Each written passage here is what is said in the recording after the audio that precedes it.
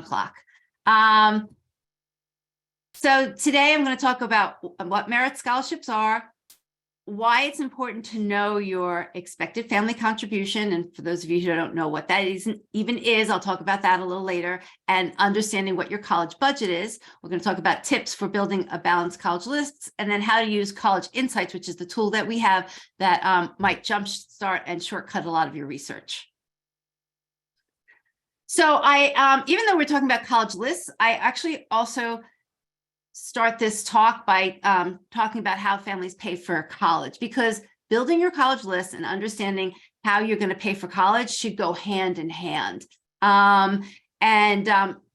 You know, we recently did some of our own internal research looking at how other places, other websites talk about building your college list, even the College Board, how they talk about building your college list. And I was shocked that hardly anybody mentioned understanding how much you can spend for college as the first thing to do. So it's just like any other big purchase in life. This isn't, you know, unusual to compare it to buying a house, buying a car. You wouldn't go out to buy a house, buy a car without understanding what your budget is. So that's a lot of where we start from. And that's why I talk about how families are going to pay for college. So there's three main buckets. It's pretty obvious. Either hopefully you've had some savings. If not, some people can cash flow paying for college or part of it out of their current income. The other is free money, and that's really what we're going to talk about today. And the free money comes in the form of need-based aid, if your family qualifies for it, or merit scholarships. The other two pieces, which we don't talk about today, they can be addressed later, are private scholarships and, of course, government grants, which are going to be based on your family's income. And then when you've maxed out on what your family can contribute, and you've maxed out on what the free money is that your student can get, and if you still want your student to go to a school that costs more than the first two buckets, you're going to have to consider, where can I borrow money? And borrowing money either is going to come from the government or private loans. Of course, there are some other possibilities like your home equity, but many fewer people, you know, don't do that, and they stick with government loans or private loans. So when we build a college list, right, the other important thing about building a college list is understanding what it's going to drive for your family. Well, the first thing, which we just kind of talked about, is it determines just the cost of college, right? Where your student applies to school, and therefore what's on their college list, are going to be the schools where they do or do not get money from, and ultimately one of those schools they're going to choose to attend, and that's going to be what's going to cost you sending them to college. So the college list is driving that. That's why we need to understand early, before we even build the college list, how much can you afford. In addition to what you put on the college list, obviously it's where your student's going to be accepted. So that's the idea of making a balanced college list in terms of, sure, there could be schools on it where your student is reaching. We're not quite sure if they're going to get in based on their stats, but you also want to have a fair number of schools that, you know, have a solid match where there's a good chance your student's going to get in. And of course, you know, what we call safeties, although in a lot of cases these days, unfortunately, safeties can't even necessarily be termed safeties anymore because the college space has become so chaotic, but at least you can try to have that type of a categorization and a balancing of the list. And then the third thing, and I don't know if people always think about it, is the college list drives how much work you and your student are going to have to do. When I say work, it's usually going to come down to essays, right? So there is the Common App and the Common App essay, but so many others at schools have additional supplemental essays to the Common App essay. And in addition, if your student is applying to merit scholarships, there could be other essays that they need to fill out. So these things start to build up. It's not that we can avoid it, but we need to be mindful of what it means. So usually in the fall timeframe, I hear a lot of families saying, well, we want to add some schools to the list, but we want to find the schools that don't have any supplemental essays. And I get it, because their student is like a little bit maxed out on the number of essays that they need to write. So again, just keep all these things in mind. Every college you add to the list may have additional essays. Every college that your student is thinking of applying to, just understand what the workload is. Three most important things of what the college list drives. It's going to drive your final cost. It's going to drive, obviously, where your student is most likely to be accepted, and it's going to drive how much work they're going to need to do, probably starting over the summer to the end of the year in December. Okay, somebody's saying there is an app called, Zero GPT. I thought you meant Chat GPT. So essays are not. Oh, okay. You guys are having a conversation about the Chat GPT. I'm not going to chime in now about that. That's a whole nother discussion about how that's going to impact essays. I don't, all I'm doing is looking at the immediate future. This admission seasons, there are essays. So that's what you guys have to focus on, because your student is in this admissions season. Okay, so what is merit aid? We can kind of put lots of different names to it, but in its most basic level, on some, it is a discount. It's the college saying we've got a certain amount of money that we're willing to use to lure students to our school that might be a student that might not normally look at a school. So usually the merit money is going to students that have higher stats, whether they're test scores or GPAs, than the average student that comes to that school. That's not so bad. They're basically, saying we want you probably a little bit more than some other students, so we're going to give you money to attract you here. Of course, they put the name scholarship on it, makes it feel more important. In some cases, and we're going to talk about the different types of scholarships, a student does have to apply. They have to write out some applications and essays. So it's not a given that they're going to get a merit scholarships. And in other schools, they give out a merit scholarship more freely. And we're going to talk about how you can tell the difference between those schools. So most scholarships, most merit scholarships are renewable. And the reason I make that point is, and I touched about private scholarships are usually not renewable. So your student applies, they get a private scholarship, that's great, it's for that year. And then they got to do it again, and they usually can't apply to the same scholarship. So they got to do the process again, and they got to find another set of private scholarships.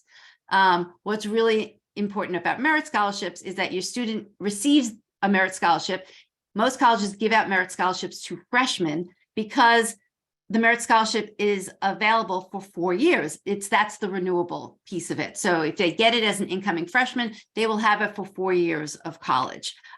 Much bigger deal than going out and getting private scholarships every year. The other thing about a merit scholarship to keep in mind, and this goes to the point about being renewable, is that it's renewable because it's usually based on a certain criteria that the college or a minimum GPA that the college wants the student to have.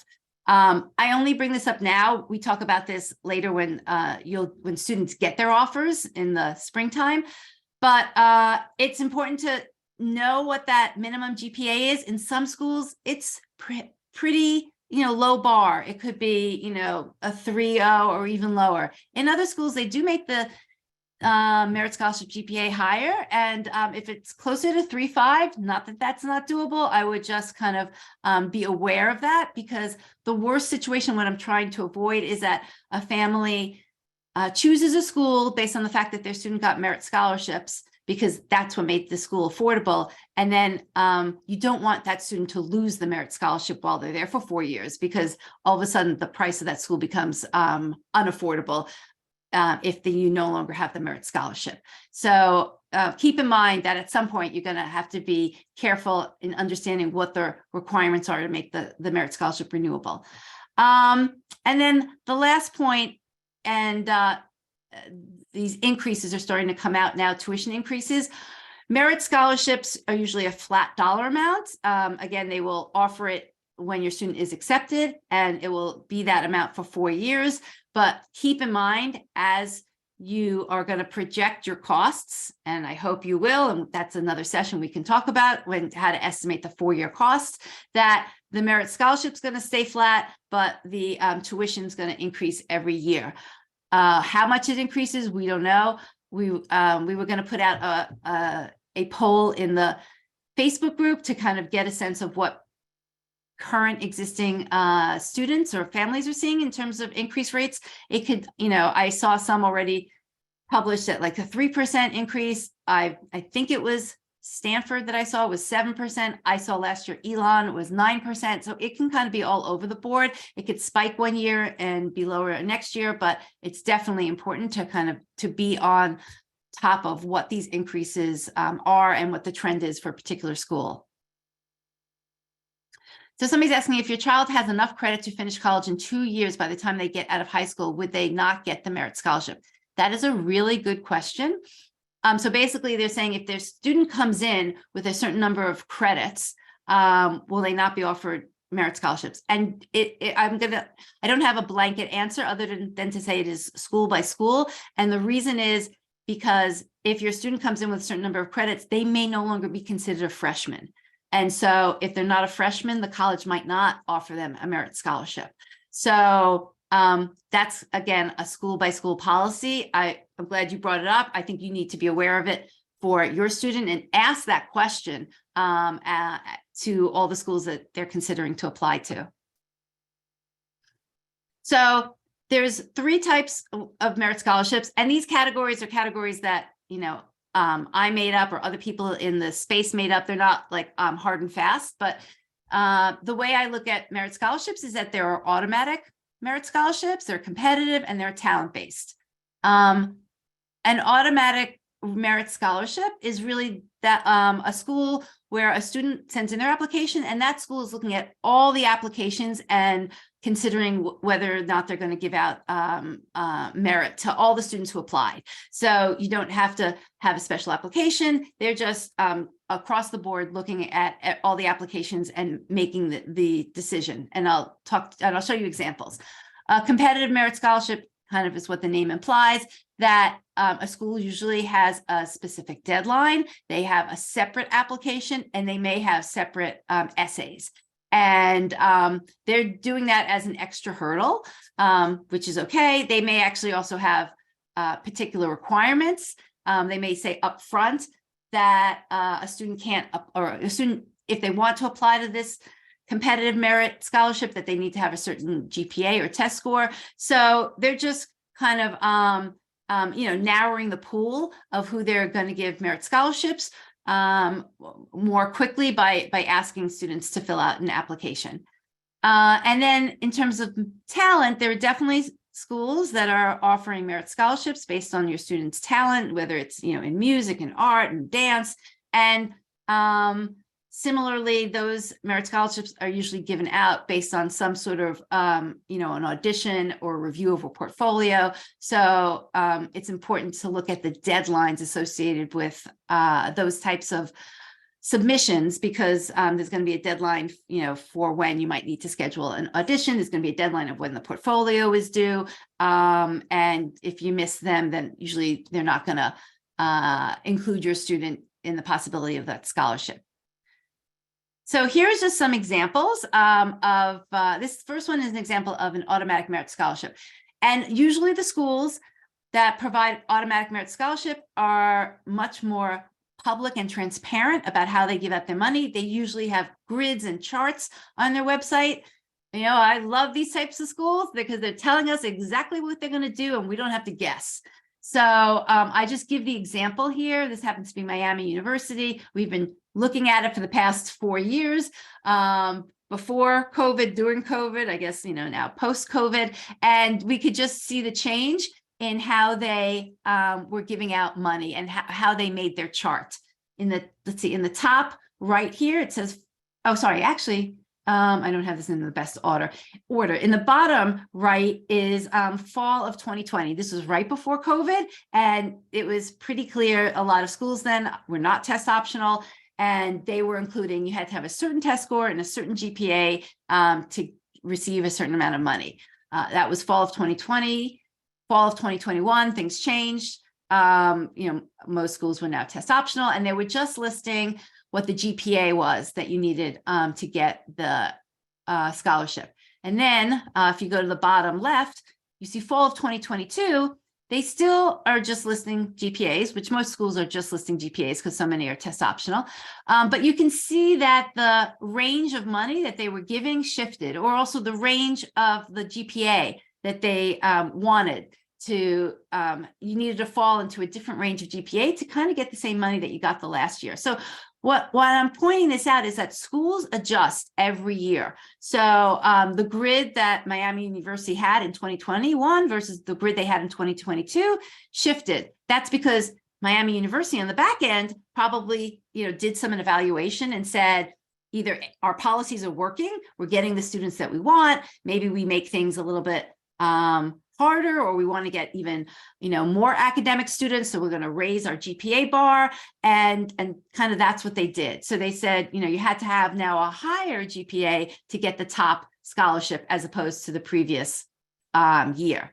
And between 2022 and 2023, they actually kept things the same. So again, things may stay the same, or they may shift a little bit. But for the families who have juniors now, this information, if a school has a grid, it's out there. It's not going to shift. Whatever is listed on the website today is what they're going to be evaluating students on.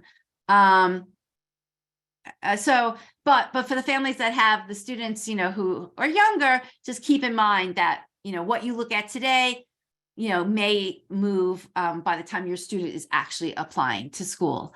The other thing I just wanted to point it out is, and Miami University does a nice job. They have a little asterisk, or they actually are saying that the GPA they're looking at is the weighted high school GPA. This is a little unusual. Well, two pieces are unusual. One is that they are being so specific about the type of GPA they're looking at, which is, again, nice and transparent. But the second is that most schools don't look at the weighted. Most schools are looking at the unweighted. But in any case, why I want to point this out is that it is important to know what type of GPA the school is looking at, particularly if they have this grid. They may or may not have that information on the grid on the website. Again, this is a great question to ask, a great question for your student to ask the admissions office or the officer. I think throughout the process, throughout maybe today, you'll come up with a list of questions that I can't answer because every school might do it differently. But and the only way to get the answer is to A, if you want, first look at the website, but B, ultimately, you sometimes need to call the college itself or speak to the regional admissions officer. And also, I think that these are great questions for your student to ask. They're somewhat easy, and it kind of gets them into a rapport with the school or directly with the regional admissions officer, who you want that admissions officer to get to know your student a little bit beyond just the application that they're going to send in. Okay, so let's go on. This is just an example of a competitive merit scholarship, and the schools that I'm showing here, one is USC, University of Southern California, the other is Boston University. The thing I want to point out about these schools, and particularly University of USC, is that they have a deadline that is different for their merit scholarship versus their regular application. So their regular application is December 1st. So, if you want to apply to USC, you have to have it in for December 1st. But if you want a merit scholarship, it needs to be in earlier. So, I'm sorry, actually, I made this incorrectly. USC, if you're applying regular decision to USC, you have to have your merit scholarship application in by December 1st. Their regular decision deadline, I think, is January 1st. If you're applying early action to USC, you actually have to have your merit scholarship application in November 1st, which is probably the same deadline as their early action. So this is deadlines. They become so important to keep track of. There's obviously the deadline of whether your student's going to be applying early action, early decision 1, regular decision. And now there are these scholarship deadlines, which may be different than the actual application deadlines. Okay, I don't have an example of the talent merit scholarship. Maybe I should find one. I'll add it in. But basically, I just want to emphasize what I said before. It's the same issue that deadlines become really important to know, again, when your student might need to schedule a audition or submit their portfolio. There are usually deadlines for the submission, which is different than the deadlines for when the scholarship application might be in, which is different than the deadline for the actual application itself. So please keep track of deadlines. Okay, so somebody's asking, what's the difference between a weighted and an unweighted GPA? So an unweighted GPA is, so each school, right, might have a different weighting. So if my student takes a AP class, the grade that they get in the AP class has a higher weighting to it because it's a harder school versus the student that's taking a non-AP class. So some high schools actually calculate the GPA with these weights in them, and they have it on the transcript in addition to an unweighted. I think that's actually really important to ask your school how they're showing the GPA on the transcript. And then a lot of colleges take the information because they're trying to compare students apples to apples as best they can, at least on some of these numbers. And so they, the way one school weights a class is very different than the way another school weights a class. That's kind of just the discrepancy of education across the country. And so the college takes all of the, not every college, but a lot of colleges take the information from the transcript, and then they also look at just the core subjects. Somebody mentioned that. So they don't want a GPA to be maybe artificially inflated because your student, did great in gym, or they took an elective. Some schools actually give grades for driver's ed.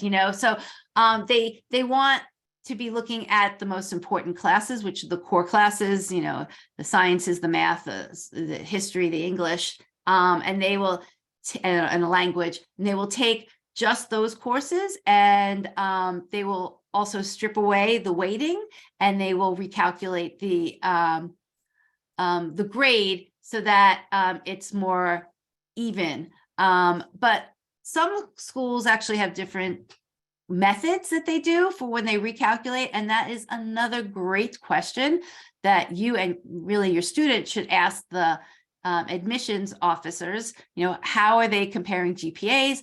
Are they recalculating the GPA? If they are recalculating, just confirm what classes that they are using to recalculate, and can they share, what their formula or methodology or calculation is that they're using. Okay, so I'm switching a tiny bit to this concept of like understanding your budget, or kind of going into the college search and list building, understanding costs. And one of the most important thing to understand is for you as a family, when it's your family, right? Your finances. And then there's something called EFC, which is expected family contribution. And that's what the government is saying you can afford. And then there's the college and the policies that the college have in terms of, are they going to give money to families that have need, or are they going to give money to students who have merit? So there's three pieces to this puzzle, right? There's what you can afford, what the government thinks you can afford, and how the colleges are giving out their money. And those three pieces are really important to understand. And what the government says you can afford, which is the EFC, may or may not be what your family's budget is. That's okay. You may not be able to get enough. You may not be able to get around this, but you should understand the difference. And I'll give you a quick example. There was a woman last year who shared her story, and I'm kind of getting close to what the numbers are, but her EFC came out to about $40,000 a year. She said, I can afford it. I actually can afford the $40,000 a year. but that's only if I had one kid, I could afford it. She had 4 kids. So she said, I can't afford 40,000 for all 4 of my kids. So even though the government is saying my EFC is 40,000, I'm going to make my family budget at 25,000. And then she stuck to it. And she looked at schools where either the initial cost of attendance was, close to the 25,000, or she knew after her student was being offered merit that she would get to the 25,000. I'm not saying that that's easy. It took her a lot of research and digging. She did it. She obviously had to make compromises along the way. She and her student had to make compromises, but that's the difference between knowing what your budget is versus what the government is saying that they expect you to pay versus how the colleges are going to give out the money. So somebody's saying EFC changes for fall 2024 applicants. Is that true? Yes, I'm hesitating a little bit because the government said that they are implementing the changes that they've talked about this fall.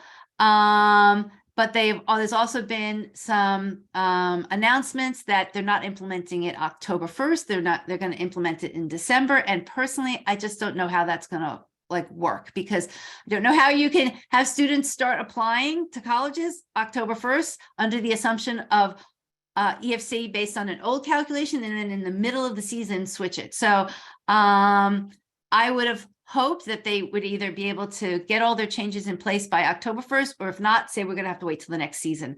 But so I don't completely know how it's going to work out. But unfortunately, we don't have the true calculation of what the new changes are. So all we can kind of go on is what the EFC calculation is today. And so if you have never even done your EFC estimation, I would at least start there. And actually, we'll have another session on what all those changes are, because that's probably an hour's worth of discussion as well. So too much to get into right now. So, but let me just go back to this a little bit, and then I want to keep moving. So please understand what your EFC is, even if it's you might find it a futile, exercise, because your EFC might be very high. And what I tend to see is, families that have EFCs, probably, 40,000 and above, they may or may not, there might be some schools where they get need-based aid, but it's really more likely that the way that they're going to reduce the cost of college is by finding the colleges that can offer merit scholarships. But once you do know your EFC, this concept of whether your family has any financial need is really determined by what the college's cost of attendance is. Cost of attendance are crazy these days. They're going up, like at some of the really selective schools, they're in the 80,000. So a family that has, let me give you an example, an EFC of 40,000, and their student is looking at a school that might be 80,000, their need is the difference. Their need is the 40,000. So they can pay 40,000, but then they have a need of 40,000. If that school gives out need-based aid, then that school might be willing to give the family the additional $40,000. So in that case, that family had need, and they found a school that was willing to give the student 100% of what their need was. So that's why it's important to know all these pieces. Do you have a financial need? Then you need to look for the schools that might offer your student need-based money. Let's make this go a little further and say your EFC is 80,000 and above. And so that means that all schools, you're not going to get any need-based aid at. So the only way you're going to get money is to find the school where your student has merit scholarships. So now we'll move on. Actually, I'm going to skip this quickly. And I'm going to skip this too. Sorry. Okay. So I'm going to go straight to all these search tips. Know your EFC, right? That's what we just talked about. And a good quick place to estimate it is at the College Board. I would just Google College Board EFC calculator and use the College Board's estimation. Know your family budget. That's what we just talked about. Your EFC is going to be one thing. Your family budget may or may not be the same number.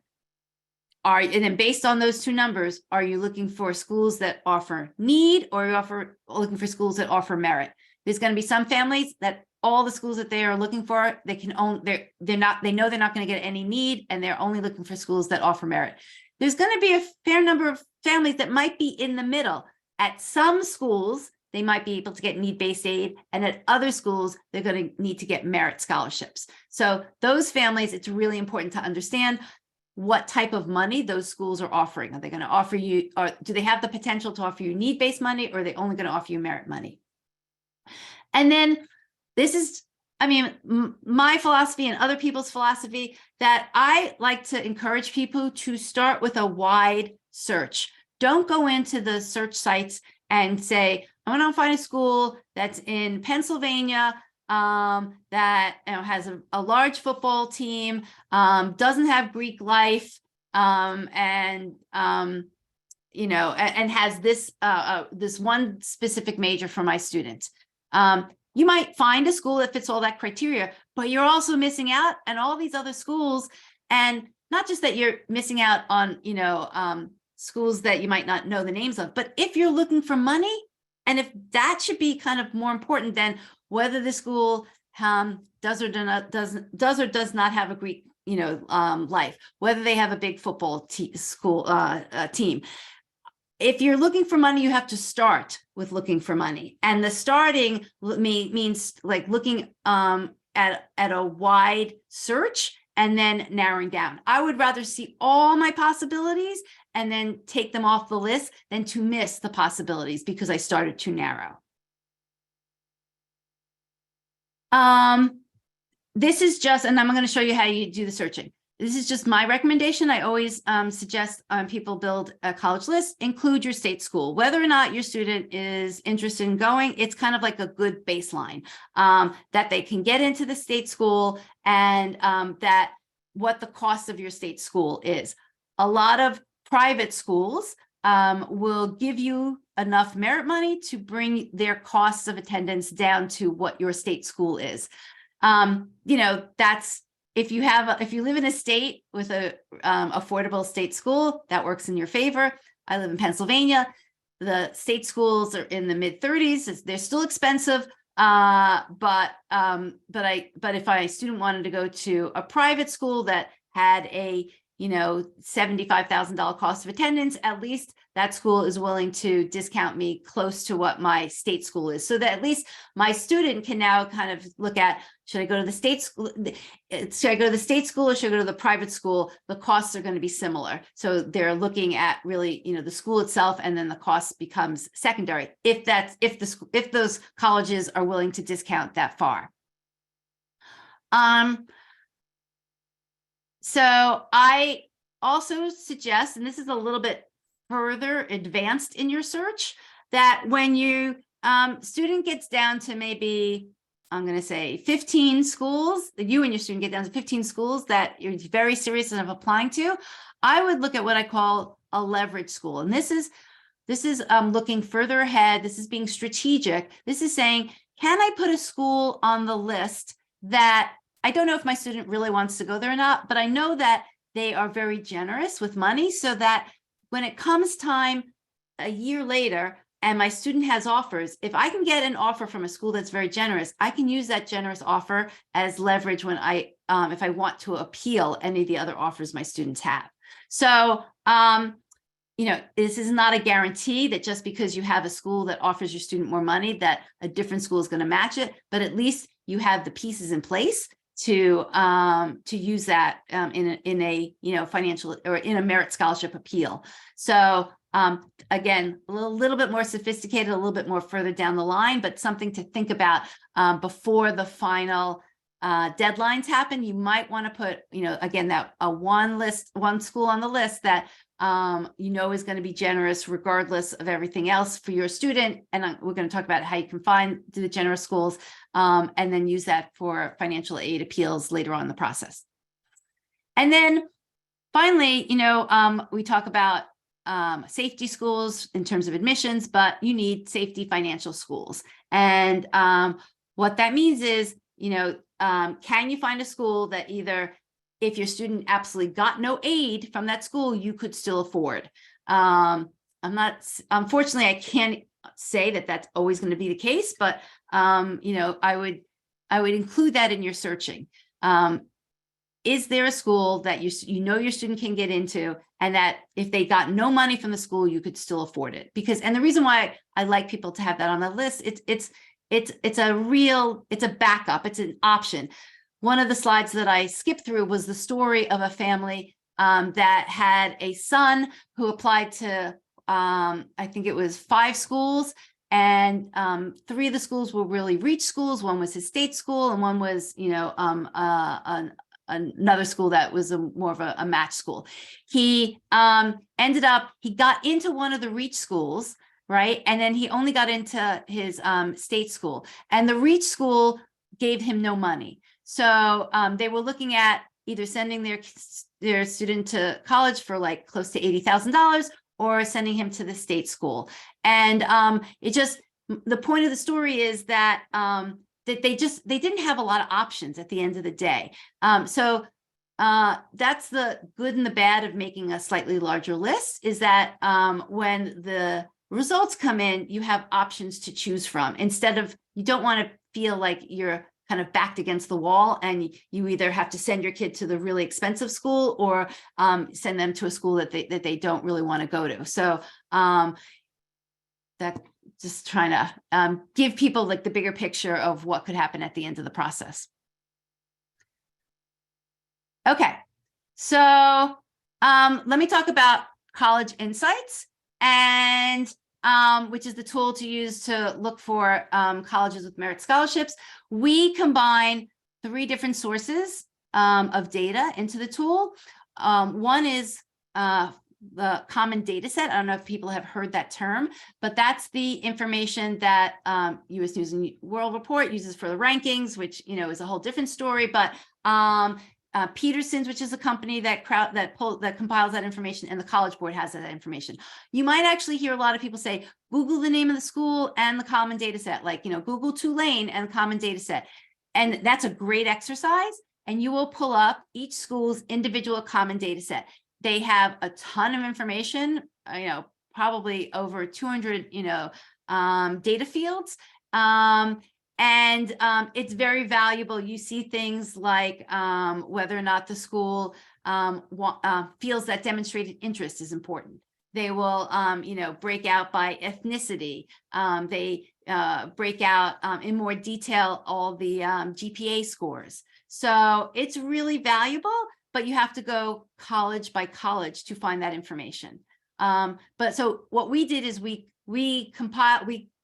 actually licensed that data from one of these sources. And so instead of you having to go school by school to find it, we have a lot of that, not all of it, but we have a lot of that information in College Insights.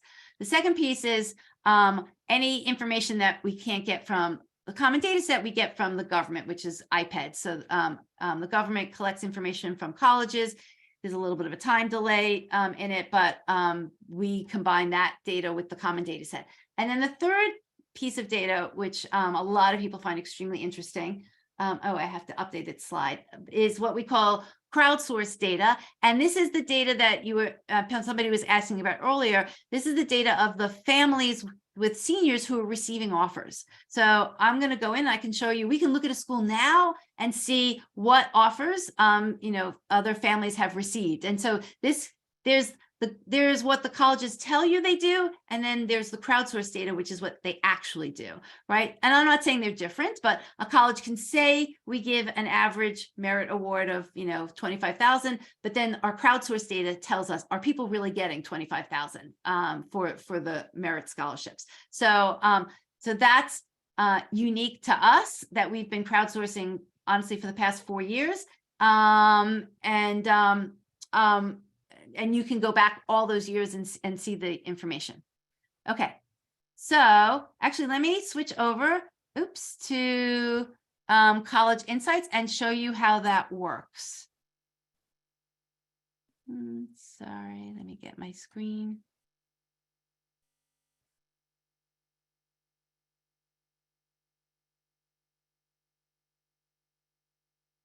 Okay, so if you, let me get, sorry, chat going again.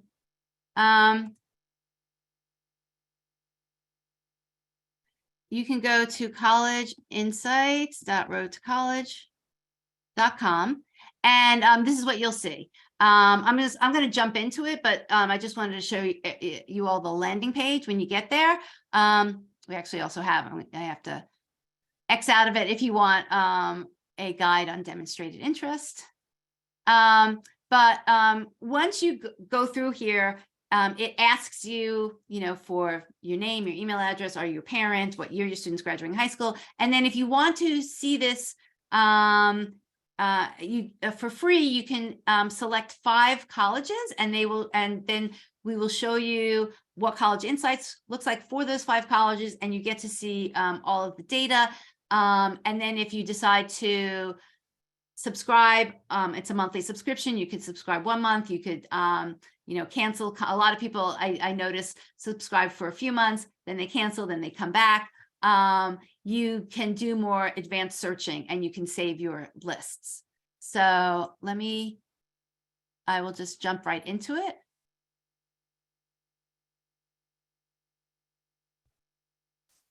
And I will tell you about some of the fields as well.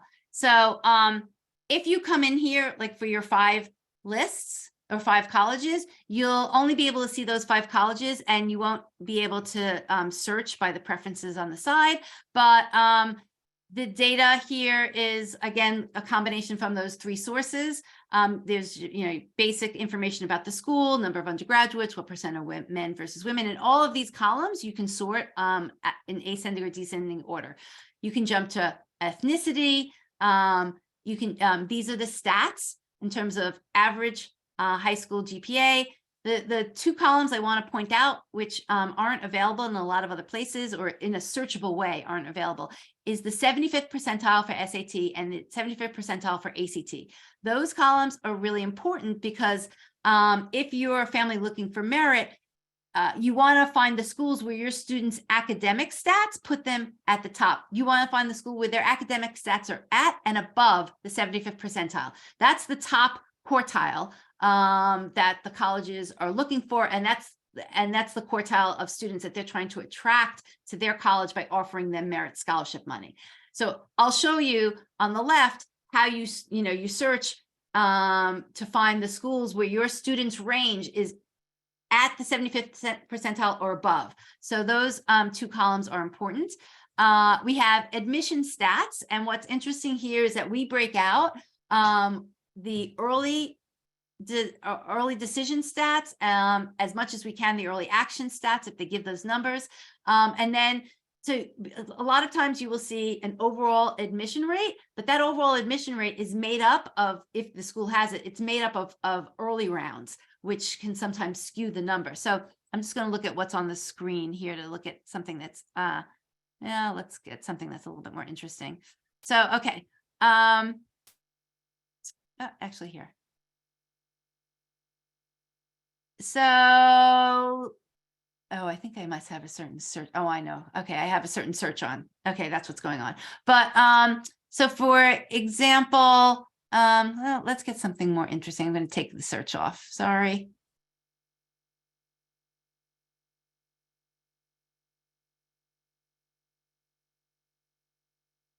Okay, let's go back to admission stats. Let's look at, okay, here, it just showed up, Columbia. So the overall admit rate at Columbia is 3%, right? Not that these numbers are any better, but if you applied early decision, it's 10%. And the overall admit rate is 4%. So you can see how the overall admit rate kind of masks the early decision rates. The other piece of information we have is what % of the class is filled early decision.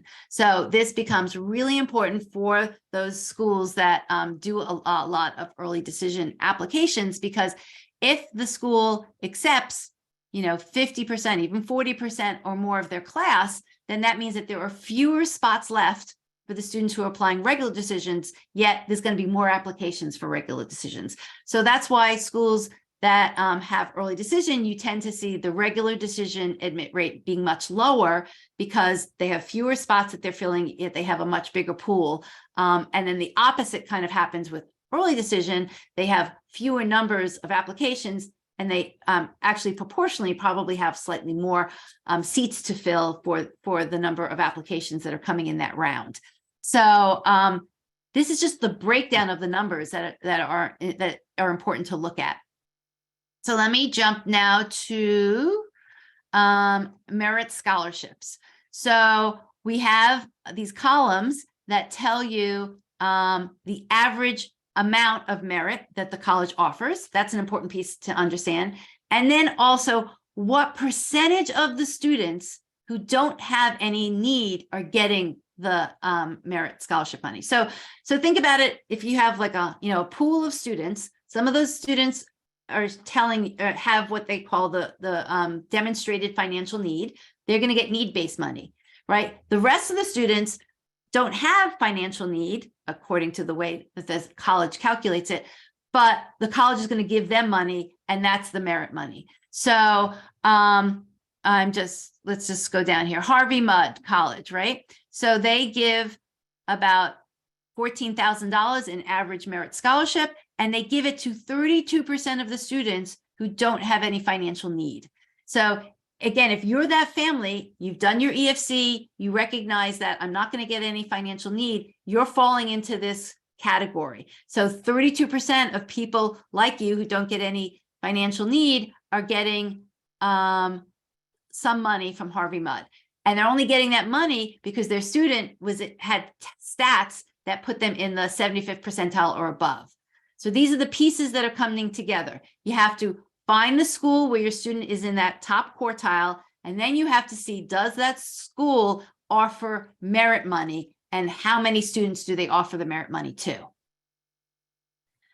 So I've just kind of quickly shown you the columns, and let me show you how you do the searching. One last thing is this tab that says compare offers. This is where you can look at how much money students are actually getting.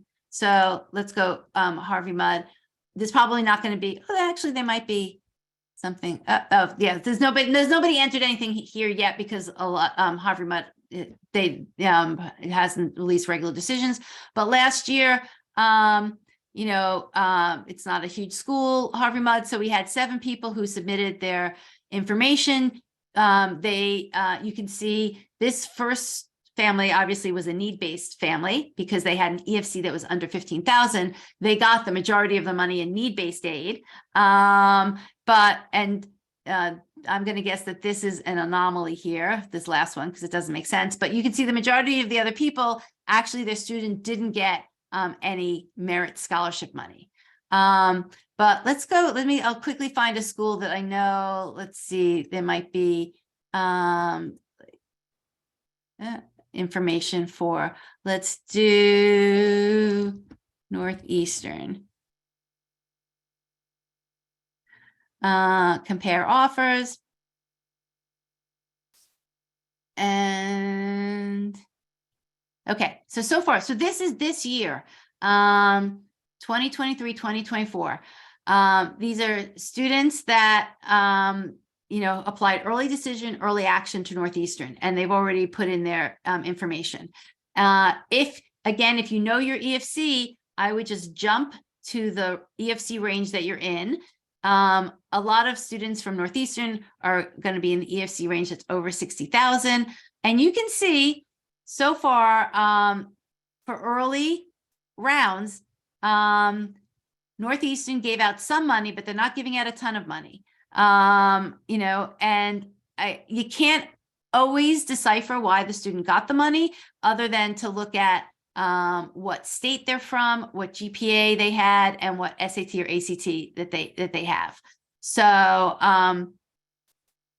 by the end of April, the numbers, this information becomes more clear because now by the end of April, we have kind of the whole season's worth of information. Now we're just looking at information that came through on the early rounds.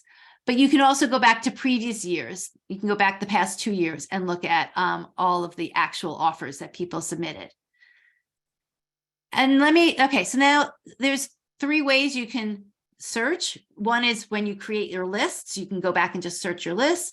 The second section here is you can put in, if you know specific schools you want to look at, you can put in the exact names of the schools and then create a list.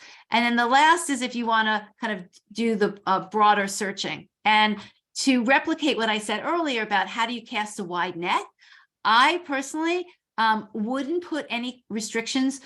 Unless your student has a really specialized major, I mean, most colleges are going to have most majors, they're going to have the biologies, the businesses, the economics. So at this point, if you're looking for money, I wouldn't define the school yet by major. I wouldn't define it by location. I would honestly just find the schools where your student is in that 75th percentile or above. So I would take their test score and I would put the range in. Let's say here is an ACT of 28 to 30. I would click the button that says top. I want to include the schools where my student is in the top range, which is the 75th percentile or above, and search by that way.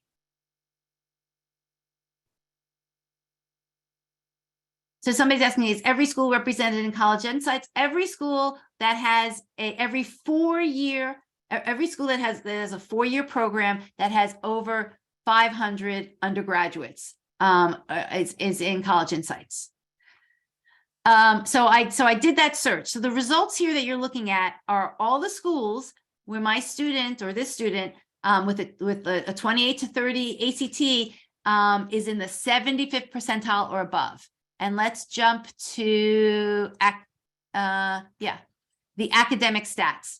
So, and then you can sort this, so this is now in ascending order. These are all the schools. So Andrews University, you need a 28 ACT or above to put you in that top quartile. Beloit, my student would be in the top quartile. And then with this list of results, I jump over to the merit scholarship section. And then I say, show me which of these schools give the most money. So I'm going to sort this in descending order. Oh, look at that. Beloit gives $41,000 in merit scholarships. Average. There's going to be some students that get below, some that get above, but the average is going to be, 41,000. And Beloit gives it to every student who doesn't have need. Are they giving 41,000 to every student? No, they're probably giving the students who have the higher, test scores, the higher dollar amount, but Beloit is giving some sort of merit scholarships to all the students who apply to that school who don't have need. And then, that's the way I would then start bookmarking or hearting these schools and making smaller lists. And then off of the smaller lists, I would start researching further. So the research that I'm showing you here is what I would call quantitative research, right? It's numbers based. There is a lot about researching colleges that's going to be quantitative. That's going to be qualitative. This is quantitative. There's going to be a lot that's going to be qualitative. Qualitative meaning it's the soft stuff that a number isn't going to be able to summarize. It's what's the culture of the school like? What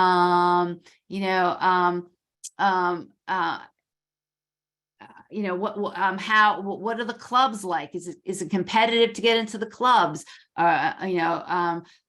it collaborative? That type, are people smiling on the school when you go to visit the campus? Is there friendliness? That's the type of stuff that I would use College Insights to narrow down your schools to figure out which ones are going to give your student the most money, which ones, are going to be most affordable to you. And then you narrow that list, and then, I'm going to say you go off-road. You go and you start digging into these schools and researching in ways that numbers can't tell you. But at least the numbers have gotten you to a certain point, and then you have to add in the softer type of research. And it might be, looking at the website, understanding for the major your student is interested.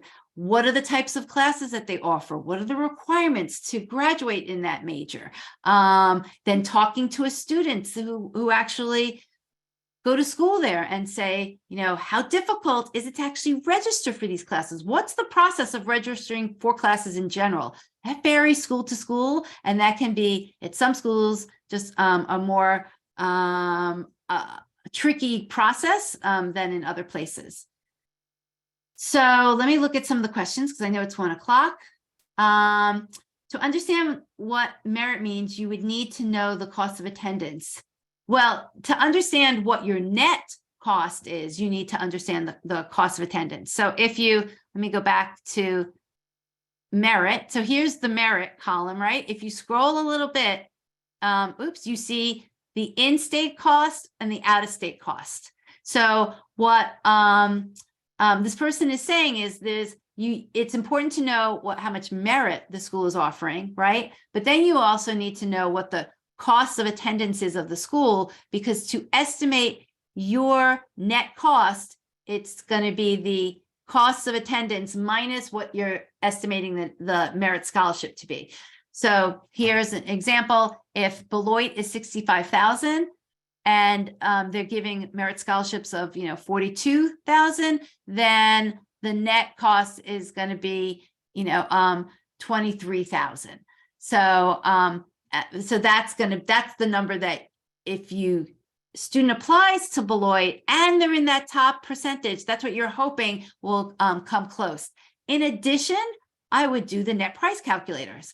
Some net price calculators incorporate merit and some do not. So that's the tricky thing about the net price calculators. Somebody's asking, so College Insights is $24.99 per month. And again, you can decide if you want to use it for a month, cancel, come back. We save your lists for 3 months. So you can create a list, and then if you come back within the next 3 months and rejoin, your list will still be there. So somebody's asking, wouldn't it so?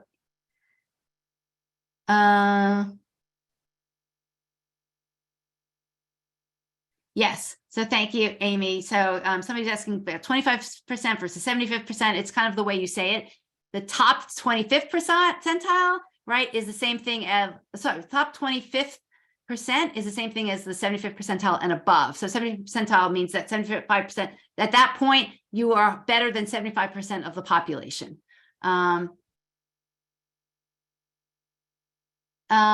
me see what other questions we have. I did see that somebody asked earlier on what's the difference between ED, which is early decision, and EA, which is early action. So if your student applies early decision, you are making a commitment that whatever if they get accepted, that whatever the financial aid offer is, or whatever the offer is that is provided, that your student is going to go no matter what. We strongly recommend, if a school is offering early action, to apply. Early action allows your student to apply early, but there isn't a commitment. So basically, your student's applying early, they are telling your student early whether they're being accepted, but the student does not have the commitment that they need to go. You can apply to multiple early action schools. You can only apply to one early decision school. So if your student decides to apply early decision, you as a family should be very comfortable in understanding what the potential costs could be. A lot of early decision schools, not all, a lot do not offer merit. They tend to be the more selective schools. So if your student is applying, you need to feel comfortable that the offer that the college gives, they may not give you any money, so you might be paying the sticker price. So early decision is definitely important for some students, but you also have to be careful financially of whether or not you feel comfortable letting your student apply in that way. Let's see. So somebody's asking, if my school only gives weighted GPA, how do I know they're unweighted? Numbers, I'm assuming you're asking. I would call, if the school is providing a weighted GPA, then they have some way that they are weighting each class. So your student or you needs to call the guidance office and ask them, what the weighting formulas are that they're using, or they definitely, each school makes that decision. So even though you might not know what it is, they know what it is.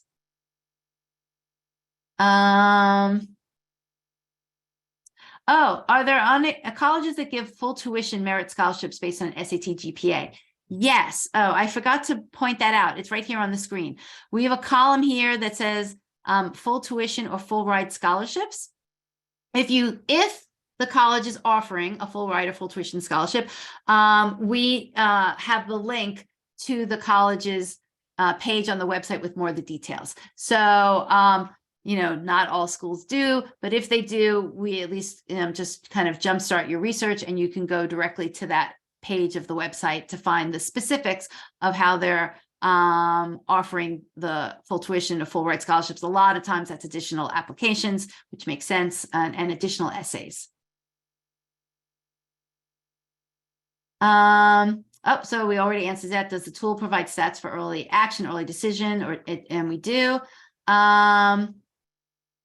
Good question. Someone's asking, do we have information for admit rates for in-state versus out-of-state schools? We do not. It's a really good question. We should, it's on our list of trying to get it. Not all of the state schools break it out, but some schools do offer what the in-state rate is. I think like Virginia definitely shows what the in-state rate is versus the out-of-state rate. And if your student's applying to a public flagship school, absolutely, I would ask that question. I don't know if the admissions office will tell you, but you should at least ask them if they have that information and can they share it.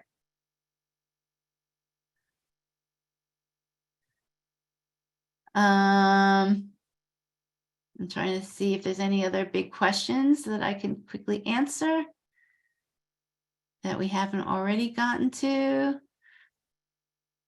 Okay. Oh, do you offer boot camp for subscribers? That's a good question. We don't have a boot camp, but you can send any questions you have to, we don't have a boot camp in terms of showing, of more instruction about how you use College Insights. We have a video, so you can look through that. You can absolutely email support at Road2College with any questions. People do all the time. And we can answer your questions as it relates to College Insights. We do have a separate program, which I wasn't going to talk about here. It's called College Insights Academy. And it is a coaching program with monthly live sessions. So College Insights is a piece of that program, but it's really more working with a group of families and led by a college counselor. And every month we go over topics that are obviously timely and that we know that families need to have to be prepared and continue on the process of college admissions and paying for college. And we have experts who have experience in both college admissions and also in college financial planning. And we lead live sessions. We do have a private Facebook group for that, where we answer questions, as they come up, whenever they have related to their journey. And I can send people information about that, but that's separate than just purchasing and just looking at College Insights. Good question. Somebody's asking about merit scholarships available to international students. That's going to be a case-by-case basis, meaning case-by-case for colleges. You'd have to ask the colleges if they are offering merit scholarships to international students. We don't have that information in College Insights, but it's definitely valid to ask. You could use College Insights as the first screen to at least find the schools that are offering merit scholarships. And then you need to ask the schools whether or not international students are going to be included in that. Okay, so if anybody's interested, I see Eric, thank you. If you're interested in the College Insights coaching program or College Insights Academy, if you don't mind sending me a quick email and let me know, Debbie@road2college.com, and I will send you all of that information. And so that you can decide. I wasn't planning on it, so I don't even have the link in front of me right now. Let me here. I'll find it quickly if you guys are interested. Whoops. Here, let me stop sharing for a second, and let me find it, and I'll put it in the email too. Marketing landing page.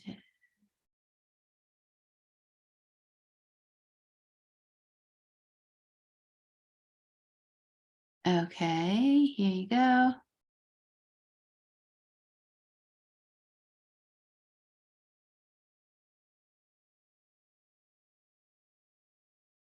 Okay, so here I will send it out as well, but here's the link if anybody's interested in the College Insights Academy program that I just talked about. And anything else? It will be a recording sent tomorrow, so if you miss this, and feel free to send me questions. This is the season, right? This is when everybody really needs to start digging in, building your lists, visiting colleges. It's an iterative process. You're gonna add colleges to the list. You're gonna take colleges off. You're gonna put things on last minute, but hopefully not. Let me just give you a frame of reference. Ideally, this is the ideal, you will have a college list that's, I'm going to say, is 90% done by the middle of summer, maybe by July 1st. And the reason why I say that is you really want at that point for your student to be shifting and starting to work on essays. As much as they can get done during the summer, the better. Of course, for all the basic reasons, summer they have more time, but really it's so that they're not feeling the pressure of everything come next fall. So, that school starts again, it's the senior year of college and then, senior year of high school, and that they've got all these essays to do. So the sooner you can get the college list done, the more you have an understanding of all the essays that they need to work on. The other thing I will say about essays, and we actually partner with a company that will probably start to be having some webinars that talk about essays, and you can work with that company on the essays. Just like, and I mean, we're parents that we know. We need to essays need to, I call them, marinate, right? You need to have the ideas. You need to be able to. Students need to write the essays. They're going to go through, 3 to 5 drafts of it. And you need to have time in between each one to kind of come back and look and come with a fresh set of eyes to look at the essays. So I only say that because an essay written in one weekend versus an essay written at least over like a month is going to be huge in terms of quality. And going back to that comment really earlier about ChatGPT, yes, a ChatGPT can write an essay, but I think that the essays that the colleges are looking for and the insights or the way a 17-year-old writes it is going to be very obvious and different than the way ChatGPT writes it. So I guess you could do ChatGPT over a weekend. You could do it in a night, but I don't think that's the quality of an essay that's going to get in, that an admissions officer is going to really enjoy or want or kind of accept that student for. So give yourself the gift of time, and the gift of time is to do your research now. Again, it's not going to be 100% final list, but get to a good solid list by summertime, and then move on to essays. Okay, everyone. Thank you. See you again soon. Thanks for all the waves. Thanks for the people who stayed on video, and send me any questions as they come up. You can send, you can send them to Debbie@road2college.com, and also you can send them to support@road2college.com. Thank you. Have a good rest of the day and a good weekend.